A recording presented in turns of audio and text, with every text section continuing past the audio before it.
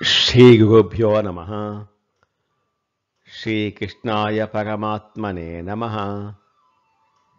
భగవద్గీత కర్మయోగంలో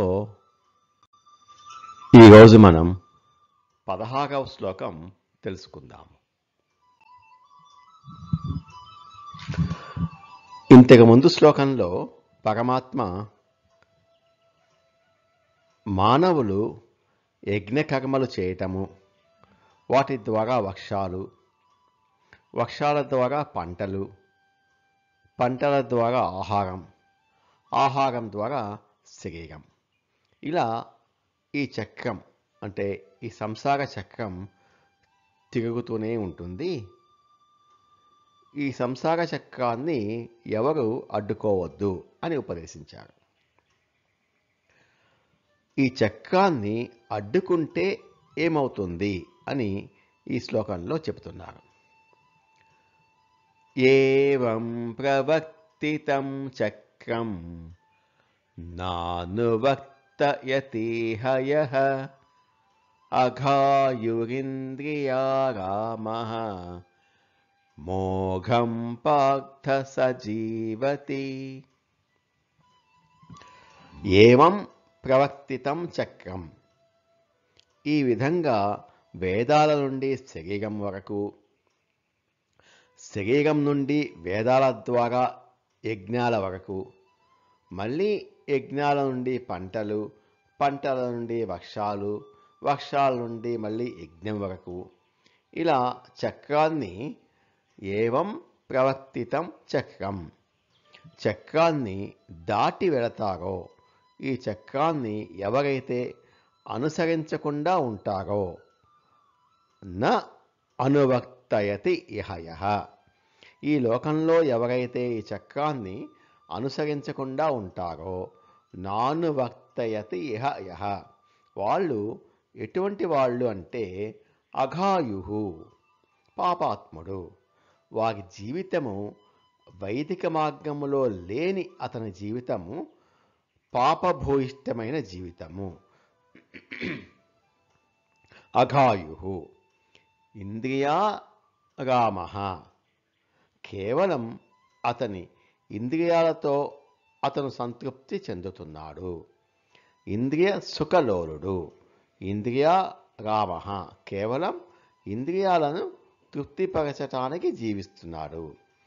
ఇటువంటి వారి జీవితం ఎలాంటిది అంటే మోఘం, వ్యర్థమైన జీవితము.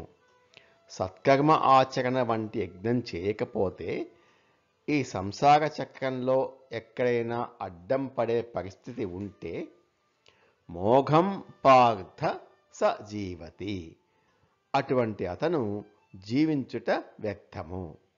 అతను వ్యర్థముగా జీవిస్తున్నాడు ఈ లోకంలో.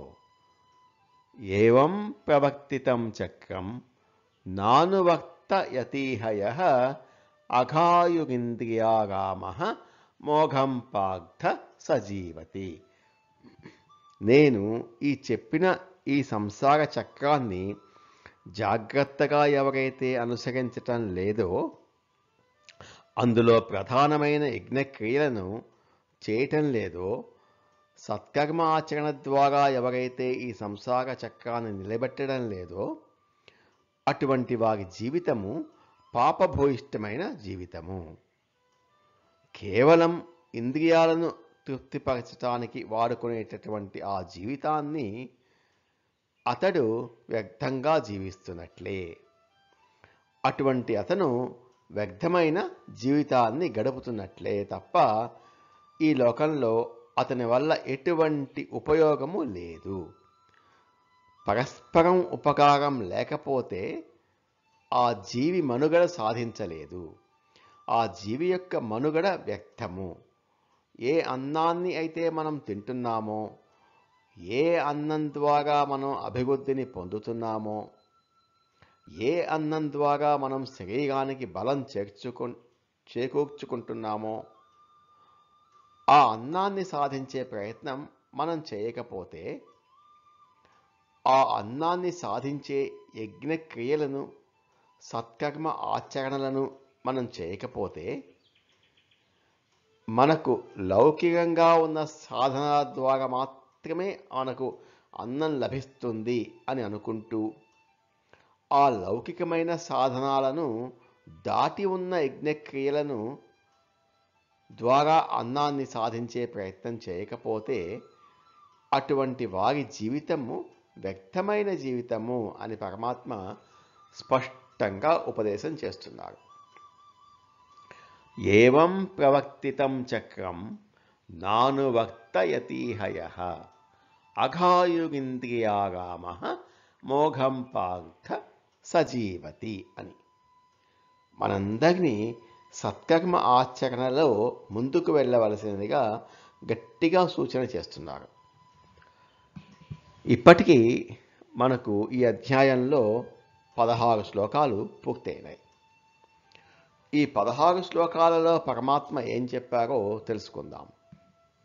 అర్జునుడు జ్ఞాన మార్గంలో అత్యుత్తమైన ఫలితం వస్తుంది కదా, మరి నన్ను జ్ఞాన మార్గంలో ఉండమని చెప్పకుండా కర్మ మార్గాన్ని ఎందుకు ఎంచుకోమంటున్నావు అన్న ప్రశ్నకు సమాధానంగా ఈ 14 శ్లోకాలు చెప్పారు పరమాత్మ.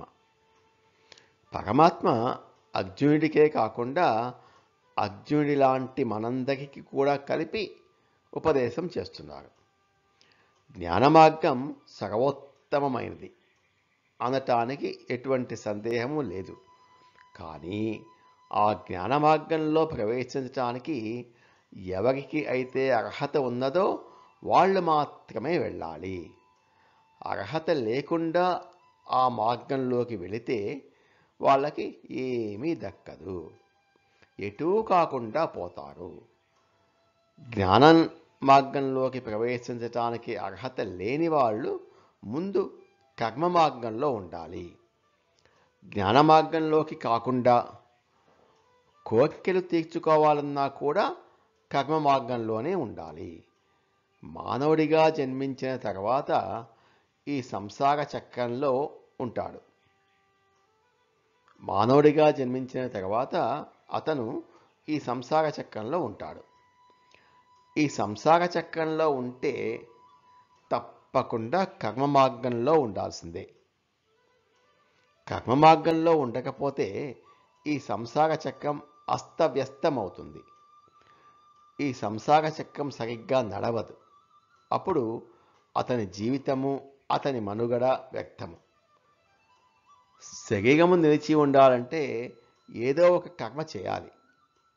ఏదో ఒక కర్మ అంటే ఆ కర్మ విహితమైన కర్మే కావాలి. ఇష్టం ఉన్నా లేకపోయినా సత్కర్మ ఆచరణలోనే ఉండాలి. కోరికలు తీర్చుకోవాలన్నా కూడా సత్కర్మ ఆచరణలోనే ఉండాలి. జ్ఞాన మార్గంలోకి ప్రవేశించే అర్హత కావాలన్నా కూడా సత్కర్మ ఆచరణలోనే ఉండాలి. కాబట్టి సత్కర్మ ఆచరణ మానవులకు శరణ్యము. మరొక దారి ఎంచుకుంటే అతని జీవితము వ్యర్థము అని అంటున్నారు శ్రీకృష్ణ పరమాత్మ. నమో భగవతే వాసుదేవాయ. ఏతత్ ఫలం శ్రీకృష్ణార్పణమస్తు. స్వస్తి.